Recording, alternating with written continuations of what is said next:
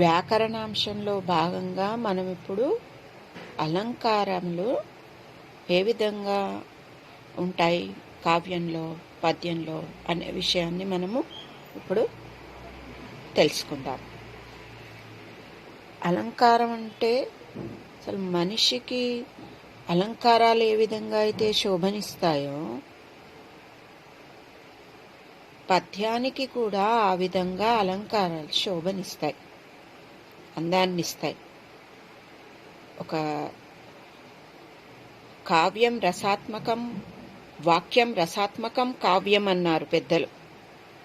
అంటే ఆ వాక్యం ఎంత రసాత్మకంగా ఉంటుందో ఆ కావ్యం అంత బాగా ఉంటుంది అని అర్థం.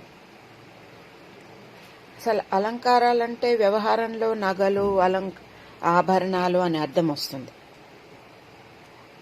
ఆభరణాలు ఏ విధంగా సహజ సౌందర్యాన్ని ఇన్మడింపచేస్తాయో ఆ విధంగానే అలంకారాలు కావ్యానికి సౌందర్యాన్ని ఇన్మడింపచేస్తాయి. అలంకరోతీత్యలంకారః, కావ్యమును అలంకరించుచున్నది కనుక అలంకారము అని అన్నారు. అలంక్రియతే అనేక ఇత్యలంకారః అంటే దీని చేత కావ్యం అలంకరింపబడుచున్నది అని. నిర్వచనాలు కావ్యమునందు అలంకారం యొక్క ప్రాధాన్యాన్ని తెలియచేస్తూ ఉన్నాయి. కావ్య శోభకరాన్ ధర్మాన్ అలంకారాన్ ప్రచక్షతే అని దండి కావ్యమునకు శోభ కలిగించు ధర్మములు అలంకారములు అని చెప్పారు. ఇప్పుడు ప్రాచీన కవులు అభినవగుప్తుడు, దండి, క్షేమేంద్రుడు మొదలైన వాళ్ళెందరో అలంకార శాస్త్రాలను నిర్వచించారు, గ్రంథాలను రాశారు. కట్టమంచి రామలింగారెడ్డి కవితత్వ విచారంలో కూడా అలంకారం ప్రస్తావింపబడి ఉంది.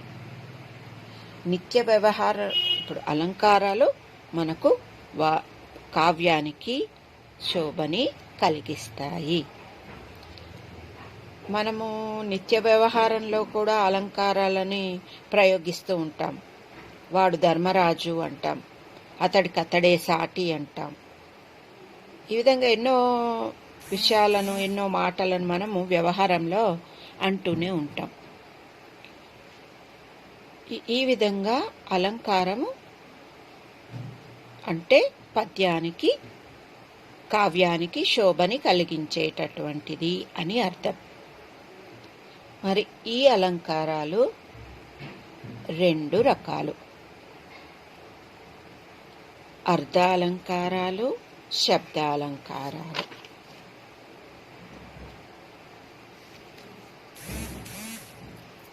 శబ్దమునకు ప్రాధాన్యమును ఇచ్చే అలంకారములను శబ్దాలంకారాలు అంటారు.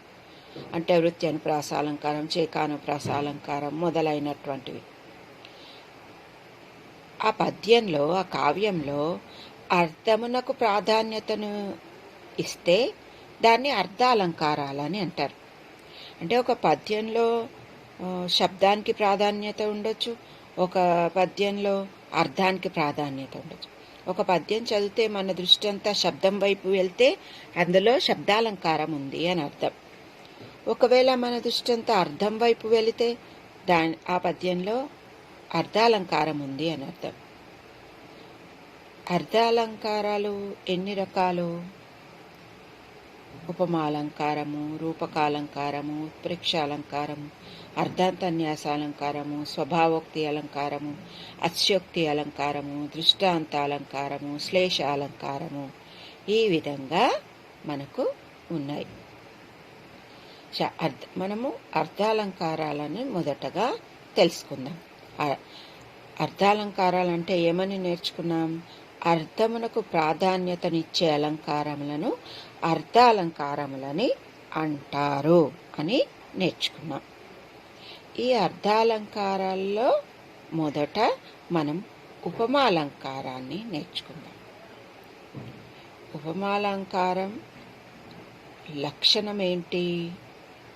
ఉపమాన ఉపమేయములకు మనోహరమైన సాదృశ్యమును తెలిపినచో, అంటే వర్ణింపబడినచో దానిని ఉపమాలంకారం అని అంటారు. సింపుల్గా చెప్పాలి అంటే ఉపమాన ఉపమేయములకు సామ్యము తెలుపునదే ఉపమాలంకారము. ఇక్కడ సామ్యం అంటే ఏంటి, ఉపమానం అంటే ఏంటి, ఉపమేయం అంటే ఏంటి అనేటటువంటిది మనం గ్రహిస్తే ఉపమాలంకారం అర్థమవుతుంది. ఉపమాలంకారం ఉపమేయం అంటే ఏంటి, అసలు ఆ పద్యంలో ఆ విషయంలో ఏం చెప్పదలుచుకున్నాడు కవి చెప్పదలుచుకున్నటువంటి వస్తువే ఉపమేయం అని అంటారు. మరి ఉపమానం అంటే ఏంటి, కవి పోలికకు గ్రహించినటువంటి వస్తువుని ఉపమానం అంటారు. ఇప్పుడు ఒక పద్యంలో ఇప్పుడు కావ్యంలో అనేక రకాల పద్యాలు ఉంటాయి. ఒక్కొక్క పద్యంలో ఒక్కొక్క విషయాన్ని గురించి చెప్తాడు కవి. అన్ని పద్యాలు ఒక విషయాన్ని గురించి ఉండవు కదా. ఇప్పుడు ఉదాహరణ మనం మహాభారతం తీసుకుంటే ఒక పద్యంలో అర్జునుడి గురించి చెప్పొచ్చు, మరొక పద్యంలో ధృతరాష్ట్రుడి గురించి చెప్పొచ్చు, మరొక పద్యంలో కృష్ణుడి గురించి చెప్పొచ్చు. ఇలా అనేక రకాల వస్తువులు ఉంటాయి కావ్యాల్లో. మనకు ఇచ్చినటువంటి సామ్య మనకు లక్షణ సమన్వయం చేయమని ఇచ్చినటువంటి పద్యంలో ఏం అలంకారం ఉందో మనం తెలుసుకోవాలి. అంటే మనకు ఉపమేయం తెలవాలి, అంటే కవి ఏం చెప్పదలుచుకున్నాడు అనేటటువంటి విషయం తెలవాలి. ఉపమానం తెలవాలి, అంటే చెప్తున్నటువంటి ఆ పద్యంలో చెప్తున్నటువంటి ఆ వాక్యంలో చెప్తున్నటువంటి వస్తువుని దేనితో పోలికకు గుర్తించాడు, దేనితో పోల్చాడు కవి, ఏ వస్తువుతో పోల్చాడు, దాన్ని ఉపమానం అంటారు. ఉపమానం అంటే ఏంటి, కవి పోలికకు గ్రహించినటువంటి వస్తువు. సామ్యము, సమాన ధర్మము, సాదృశ్యము అంటే ఏంటి, ఉపమానానికి ఉపమేయానికి రెండింటికి సమానంగా వర్తించేదాన్ని సామ్యము, సాదృశ్యము, సమాన ధర్మము అంటారు. అంటే ఇప్పుడు కేవలం ఇచ్చినటువంటి పద్యంలో లేదా వాక్యంలో ఉపమానము ఉపమేయము ఉంటాయి. అంటే ఉపమానం మనము కేవలం ఉపమానాన్నే చదువుకుంటే దానికి వర్తిస్తుంది, కేవలం ఉపమేయాన్ని మాత్రమే చదువుకుంటే దానికి కూడా వర్తిస్తుంది. అంటే ఉపమానానికి వర్తిస్తుంది, ఉపమేయానికి వర్తిస్తుంది సమానంగా. కాబట్టి దాన్ని సమాన ధర్మము అని అన్నారు. ఆ తర్వాత ఉపమావాచకం వలె, ఇప్పుడు పోలికకు చెప్తూ దాని వలె అని అంటాం కదా, అట్లా వలెన్, పోలెన్, బంగిన్, రీతిన్ అట్లు మొదలైనటువంటి పదాలను వాచకంగా గ్రహిస్తే దాన్ని ఉపమావాచకం అంటారు. అయితే ఉపమావాచకము లేకుండా కూడా ఉపమాలంకారం ఉండొచ్చు, అది గుర్తుపెట్టుకోవాలి మనం. ఉపమావాచకము లేకుండా కూడా ఉపమాలంకారం ఉండొచ్చు. ఇప్పుడు ఉపమేయం అంటే కవి చెప్పదలుచుకున్న వస్తువు, ఉపమానం అంటే కవి పోలికకు గ్రహించిన వస్తువు, సమాన ధర్మం అంటే ఉపమానమునకు ఉపమేయమునకు రెండింటికి సమానంగా వర్తించేది, ఉపమావాచకం అంటే వలెన్, పోలెన్, భంగిన్ మొదలైనటువంటి పదాలను వాచకంగా ప్రయోగించడం. ఇది ఉపమాల అలంకారం అంటే.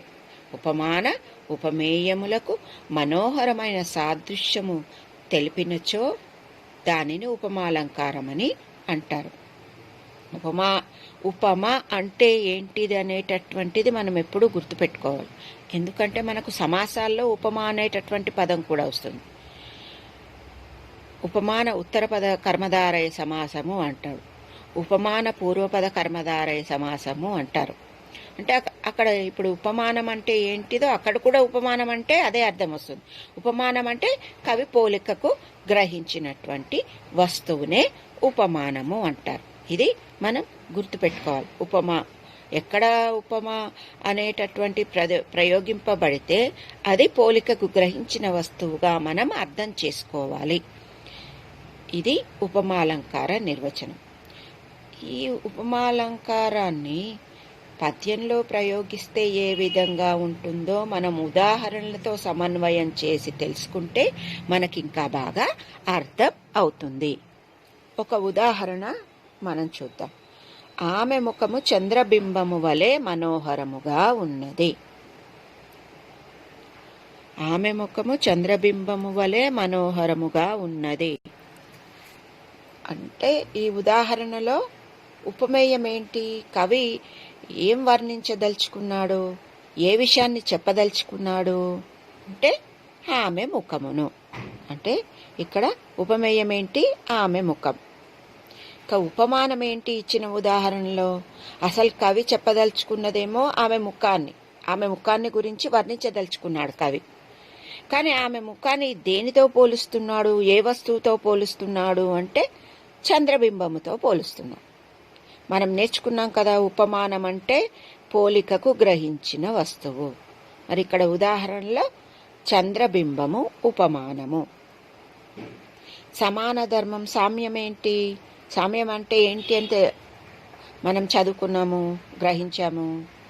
సామ్యం అంటే ఉపమానమునకు ఉపమేయమునకు కూడా రెండింటికి సమానంగా వర్తించేది అని తెలుసుకున్నాం కదా. ఇక్కడ సామ్యం ఏంటి? మనోహరము.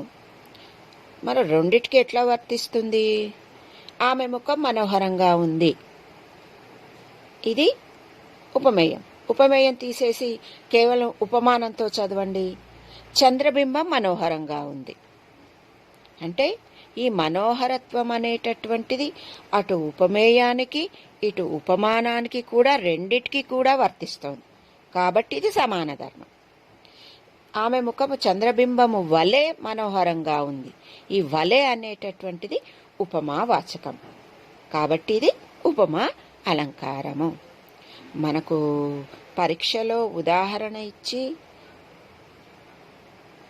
ఉదాహరణలో లక్షణ సమన్వయం చేయండి అని అనొచ్చు. అప్పుడు ఎలా రాయాలి? ఉదాహరణ రాసి ఆ ఉదాహరణలో ఆ పద్యంలో ఉపమేయమేముంది, ఉపమానమేముంది, సామ్యము, ఉపమవాచ ఏది ఉంటే అవి రాసి ఇక్కడ కవి ఉపమాన ఉపమేయంతో పోల్చుతూ ఉన్నాడు కాబట్టి ఇది ఈ అలంకారము అని చెప్పి రాయాలి. ఇప్పుడు మీరు ఇక్కడ ఉన్నటువంటిది అన్ని గమనిస్తే మీకు తెలుస్తుంది.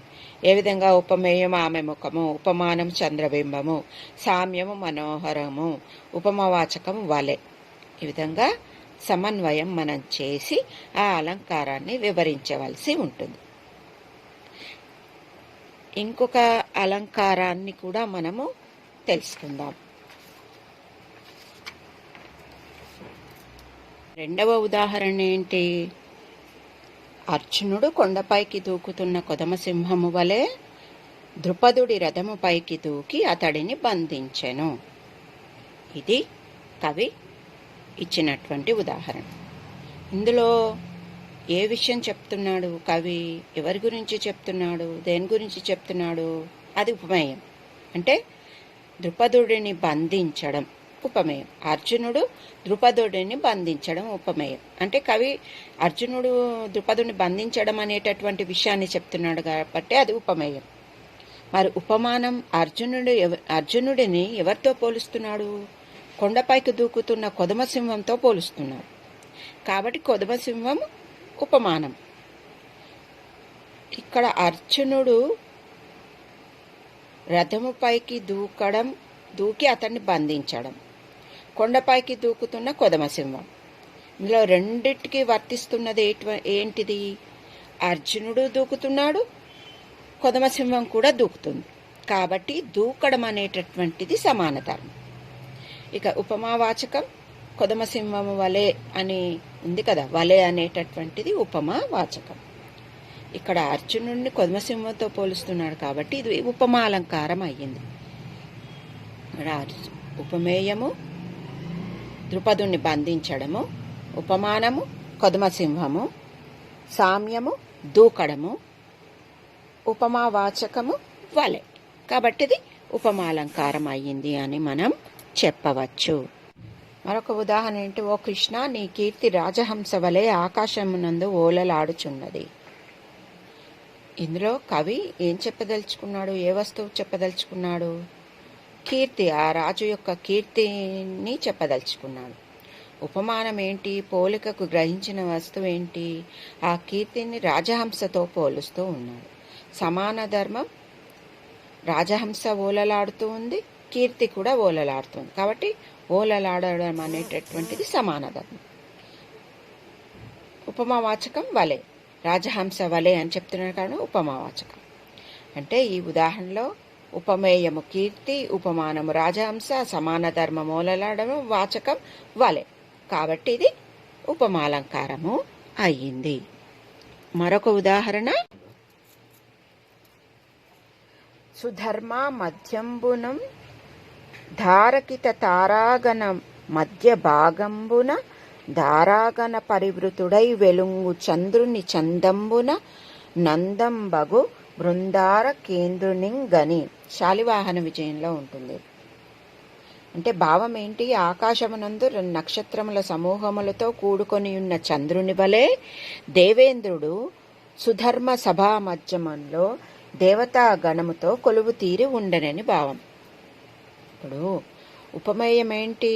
దేవేంద్రుడు కొలువు తీరి ఉండడం సభలో. ఉపమానం ఏంటి?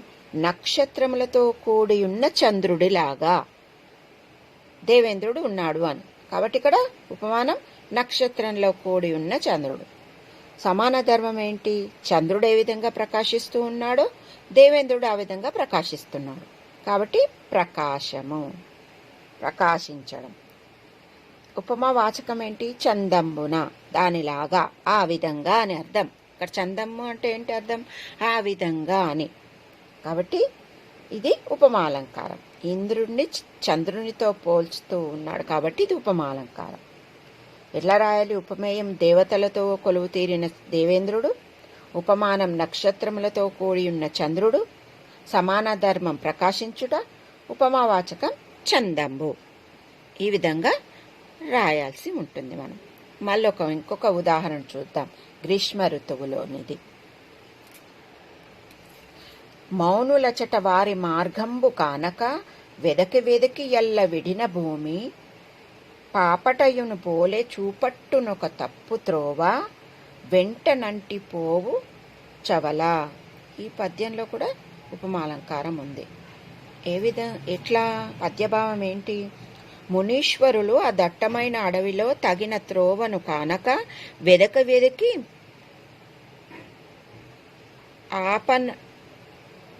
ఆవనలక్ష్మి యొక్క పాపట వలెనున్న ఒక తప్పు త్రోవను కాంచిరని భావం. ఇందులో ఏ విధంగా సమన్వయం మనం చేయాల్సి ఉంటుంది? ఉపమేయమేమో ఏం చెప్తున్నాడు? మునీశ్వరులకు తోవ కనిపించకపోవడం, తోవ తప్పడం. ఉపమానం వనలక్ష్మి యొక్క పాపట. సమాన ధర్మం కనిపించెను, చూపట్టెను. ఉపమా వాచకం పోలే. మునీశ్వరులకు కనిపించిన త్రోవను వనలక్ష్మి యొక్క పాపటతో కవి పోలుస్తూ ఉన్నాడు కాబట్టి ఇది ఉపమాలంకారము అయ్యింది. ఈ విధంగా ఉపమాలంకారాన్ని మనము నేర్చుకోవాలి. ఉపమాలంకారం అంటే ఏంటి? ఉపమేయములతో సమాన ధర్మముతో కూడుకొని ఉన్నటువంటిది ఉపమాలంకారం. అంటే ఉపమేయములకు మనోహరమైన సాదృశ్యము తెలిపినచో దానిని ఉపమాలంకారం అని అంటారు. ఇది ఉపమా అలంకారము.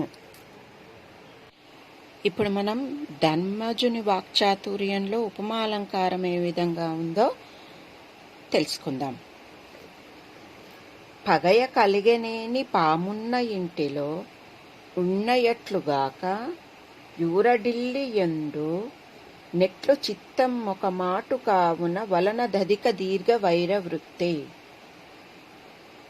పగయ కలిగనేని పామున్న ఇంటిలో ఉన్నయట్లుగాక యూరడిల్లియుండు నెట్లు చిత్తమొక మాటుగావున వలన దధిక వైర వృత్తి. వలన దధిక దీర్ఘ వైర వృత్తి. ఈ పద్యంలో ఏముంది అర్థం? పగ ఒకవేళ మనసులో ఉంటే పామున్న ఇంటిలో శాంతంగా ఏ విధంగా ఉండలేమో, మనశ్శాంతిగా ఉండలేమో. అందుకే ఉండలేము కాబట్టి ఎక్కువ కాలం పగని మనసులో పెట్టుకోవడం మంచిది కాదు అని అర్థం. ఇందులో ఉపమాలంకారం ఉంది. ఎలా ఉంది? మనం నేర్చుకున్న ఉపమాన ఉపమేయములకు సామ్యము తెలుపునేదే ఉపమాలంకారము అని. ఇందులో ఉపమేయము కవి ఏం చెప్పదలుచుకున్నాడు? పగ గురించి చెప్తూ ఉన్నాడు ధర్మరాజు. కాబట్టి ఉపమేయము పగ. ఉపమానం ఏంటి? ఆ పగని దేంతో పోలుస్తున్నాడు? పాము. ఇప్పుడు మనస్సులో పగ ఉండడము, ఇంటిలో పాము ఉండడంతో పోలుస్తున్నాడు. మనస్సులో పగని పెంచుకోవడం అనేటటువంటి దాన్ని దేనితో పోలుస్తున్నాడు? పామున్న ఇంటిలో ఉన్న దాంతో పోలుస్తూ ఉన్నాడు. కాబట్టి అది పామున్న ఇంటిలో అన్నది ఉపమేయం. సమాన ధర్మం ఏంటిది? ఉండడం. మనసులో పగ ఉండడం, ఇంటిలో పాము ఉండడం. ఉండడం అనేటటువంటిది సమానంగా ఉంది. ఇక్కడ రెండిటికి వర్తిస్తే ఉంది. మనం ఏం నేర్చుకున్నాం? సమాన ధర్మం అంటే ఉపమానానికి ఉపమేయానికి కూడా సమానంగా వర్తించేది అని నేర్చుకున్నాం. కాబట్టి ఈ ఉండడం అంటే పగ మనసులో ఉండడం, పాము ఇంట్లో ఉండడం. ఈ రెండు ఉండడం అనేటటువంటి సమానంగా ఉంది కాబట్టి ఇది సమాన ధర్మం. ఉపమావాచకం ఏంటి? అట్లు. యూరడిల్లి యుండు నెట్లు. ఎట్లు అని ఉంది కదా, అట్లు అనేటటువంటిది. అట్లు అనేటటువంటిది ఉపమా వాచకం. కాబట్టి పై ఉదాహరణలో అన్ని 4 ఉన్నాయి కాబట్టి, అంటే ఉపమాలంకార ధర్మాలన్నీ ఆరోపింపబడి ఉన్నాయి కాబట్టి ఇది ఉపమాలంకారం అని మనం చెప్పవచ్చు. ఈ పద్యాన్ని మనం గుర్తు పెట్టుకొని పరీక్షలో వస్తే ఈ అలంకారం గురించి, ఉపమాలంకారం గురించి రాయాల్సి ఉంటుంది. ఇది ఉపమాలంకార లక్షణంలో.